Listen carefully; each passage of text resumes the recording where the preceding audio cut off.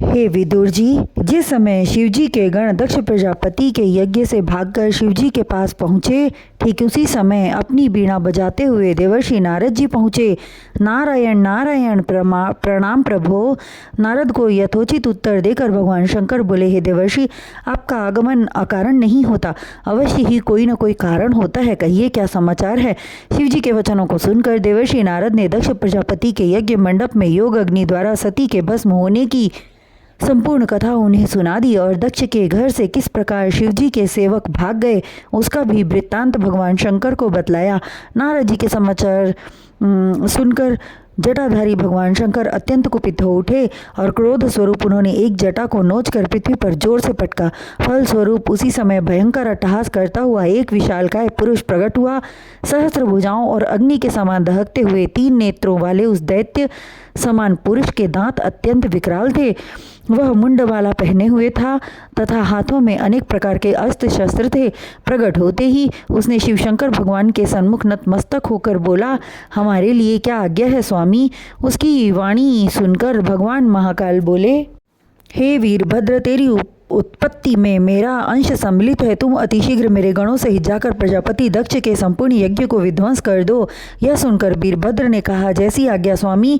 यह कहकर वह भूत प्रेत आदि गणों को लेकर दक्ष प्रजापति के यज्ञ भवन की तरफ प्रस्थान कर गया।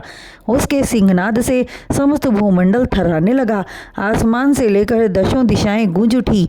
वह आगे आगे बढ़ा जा रहा था। उसके पीछे भगवान शिव के अन्य गण कोलाहल करते हुए जा रहे थे।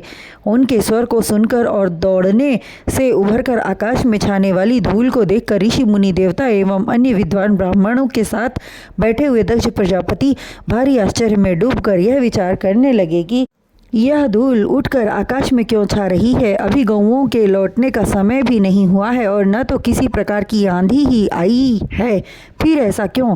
यह सुनकर दक्ष महाराज की पत्नियां बोली, हे स्वामी, सती ने आपकी यज्ञशाला में देह त्याग किया।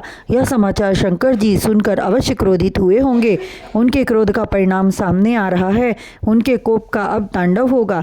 ऐसी बातें चल ही रही थी कि वीरभद्र अपने अनुचरों सहित यज्ञशाला में पहुंच गया और पहुंचते ही उत्पात मचाना शुरू कर दिया।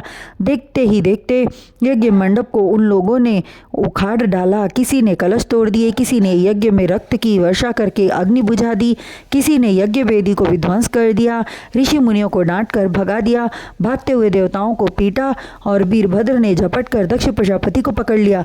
नंदीश्वर ने भगदेव को पकड़कर पृथ्वी पर पटकना आरंभ किया और तब तक पटकते रहे जब तक कि उसकी आंखें बाहर न निकल गई, इसलिए कि भगदेव ने भगवान शंकर के प्रति कलुषित भाव रखकर दक्ष को आंख से संकेत किया था।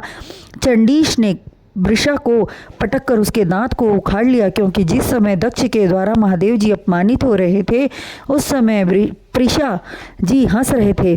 स्वयं वीरभद्र ने भृगु की दाढ़ी एवं मूछें उखाड़कर शिवजी के अपमान का बदला लिया, क्योंकि भृगु जी भगवान शंकर के अपमान के क्षण अपनी मूछें हिलाकर प्रसन्नता व्यक्त कर रहे थे।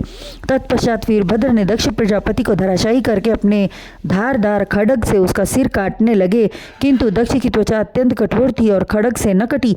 तब वीरभद्र ने उसे उठाकर यज्ञ कुंड में फेंक दिया। दक्ष प्रजापति का सिर भस्म हो गया और संपूर्ण यज्ञशाला में आग लगा दी।